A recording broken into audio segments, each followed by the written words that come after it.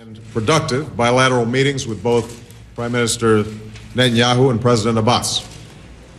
I want to thank them both for appearing here today. I'm now looking forward to this opportunity to hold the first meeting among the three of us since we took office. As I said throughout my campaign and at the beginning of my administration, the United States is committed to a just, lasting, and comprehensive peace in the Middle East.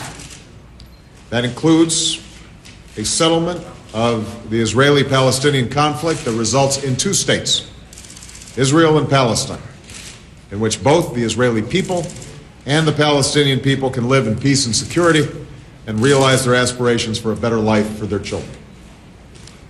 That is why my Secretary of State, Hillary Clinton, and my Special Envoy, George Mitchell, have worked tirelessly to create the context for permanent status negotiations.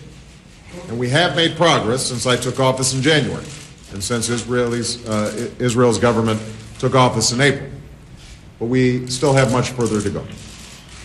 Palestinians have strengthened their efforts on security, but they need to do more to stop incitement and to move forward with negotiations. Israelis have facilitated greater freedom of movement for the Palestinians and have discussed important steps to restrain settlement activity. But they need to translate these discussions into real action on this and other issues. And it remains important for the Arab states to take concrete steps to promote peace. Simply put, it is past time to talk about starting negotiations. It is time to move forward. It is time to show the flexibility and common sense and sense of compromise that's necessary to achieve our goals. Permanent status negotiations must begin and begin soon. And more importantly, we must give those negotiations the opportunity to succeed. And so my message to these two leaders is clear. Despite all the obstacles, despite all the history, despite all the mistrust, we have to find a way forward. We have to summon the will to break the deadlock that has trapped generations of Israelis and Palestinians in an endless cycle of conflict and suffering. We cannot continue the same pattern of taking tentative steps forward and then stepping back.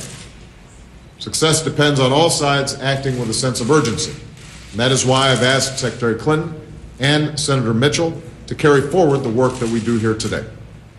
Senator Mitchell will meet with the Israeli and Palestinian negotiators next week.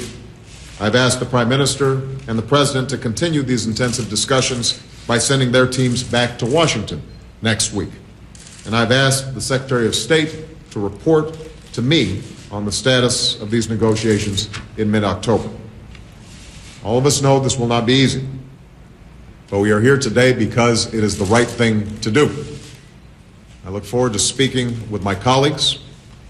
I'm committed to pressing ahead in the weeks and months and years to come, because it is absolutely critical that we get this issue resolved.